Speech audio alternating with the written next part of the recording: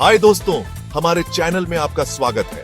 आज हम बात करेंगे एक ऐसी कंपनी की जो बैंकिंग की दुनिया को बदल रही है, नुबैंक। ये ब्राजील की फिनटेक कंपनी जो कभी एक छोटा स्टार्टअप थी, अब लैटिन अमेरिका की सबसे बड़ी डिजिटल बैंकों में से एक बन गई है। 2025 में ये कंपनी नए बाजारों में फैल रही है और करोड़ों लोगों को फाइनेंशियल फ्रीडम दे रही है। आखिर नुबैंक की ग्रोथ का राज क्या है? इस वीडियो में हम करेंगे एक गहराई से केस स्टडी। तो चलिए शुरू करते हैं। नुबैंक की शुरुआत हुई 2013 में, जब इसके फाउंडर डेविड वेलेस ने ब्राजील के ट्रेडिशनल बैंकिंग सिस्टम की खामियों को देखा। लंबी लाइंस, हाई फीस और खराब कस्टमर सर्विस, ये सब आम था। डेविड, जो पहले एक इन्वेस्टमेंट बैंकर थे, ने सोचा कि टेक्नोलॉजी से इसे बेहतर किया जा सकता है। उनके साथ क्रिस्टीना जंकेरा और एडवर्ड वाइबल ने मिलकर नुबैंक को लॉन्च किया, एक डिजिटल बैंक जो नो फी क्रेडिट कार्ड्स और आसान ऐप से शुरू हुआ। पहले साल में ही नुबैंक ने 1 लाख से ज्यादा लोगों को अपना क्रेडिट कार्ड दिया। लेकिन असली कमाल तब हुआ जब यह कंपनी तेजी से बढ़ने लगी। 2021 में इसकी वैल्यूएशन $30 बिलियन तक पहुंची और आज 2025 में यह लैटिन अमेरिका के बाहर भी अपनी पहुंच बढ़ा रही है। तो चलिए देखते हैं कि नुबैंक ने यह सब कैसे किया। नुबैंक की ग्रोथ की कहानी 3 बड़े पिलर्स पर टिकी है। पहला, कस्टमर फर्स्ट अप्रोच। इसने ट्रेडिशनल बैंकों की हाई फीस और कॉम्प्लिकेटेड प्रोसेस को खत्म कर दिया। इसका purple credit card, no annual fees, no hidden charges ने लाखों लोगों को आकर्षित किया। 2023 तक इसके 70 मिलियन से ज्यादा यूजर्स थे और 2025 में यह नंबर और बढ़ रहा है। दूसरा पिलर है टेक्नोलॉजी।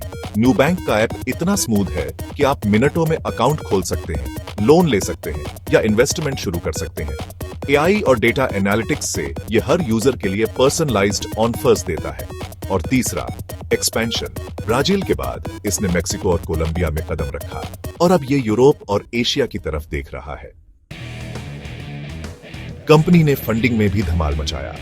वॉरेन बफेट के बर्कशायर हैथवे और सिक्वोया कैपिटल जैसे बड़े इन्वेस्टर्स ने इसमें पैसा लगाया। 2021 में ये NYSE पर लिस्ट हुई और आज इसकी वैल्यूएशन $50 बिलियन के करीब बताई जा रही है।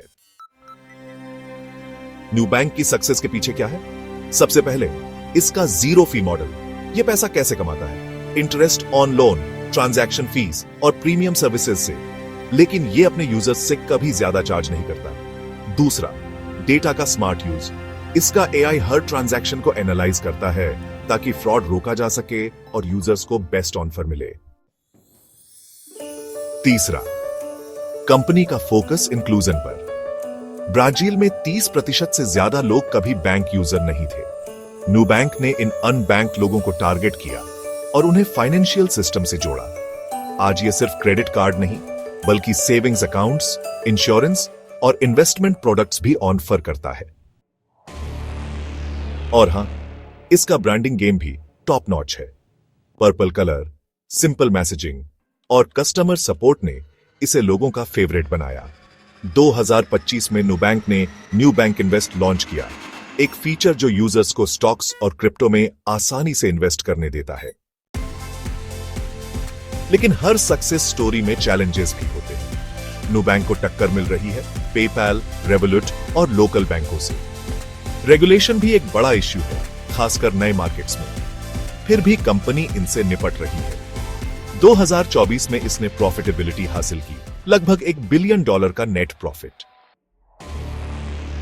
2025 में नुबैंक का प्लान क्या है? ये एशिया, खासकर भारत में एंट्री की तैयारी कर रहा है, जहां डिजिटल बैंकिंग तेजी से बढ़ रही है। साथ ही ये एआई को और अपग्रेड कर रहा है ताकि यूजर्स को स्मार्ट इन्वेस्टमेंट टिप्स मिले। एक्सपर्ट्स कहते हैं कि अगले 5 साल में ये $100 बिलियन की कंपनी बन सकती है। तो नुबैंक से हमें क्या सीख मिलती है?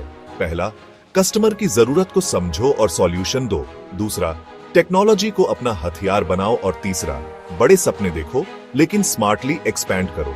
ये एक ऐसी कंपनी है जो दिखाती है कि सही स्ट्रैटेजी से आप पुराने सिस्टम को चैलेंज कर सकते हैं।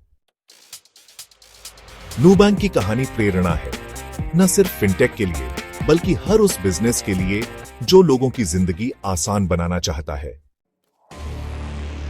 तो दोस्तों, आपको नुबैंक की ग्रोथ स्टोरी कैसी लगी? क्या आपको लगता है कि यह अगला ग्लोबल फाइनेंशियल पावर हाउस बनेगा? अपनी राय कमेंट्स में बताएं।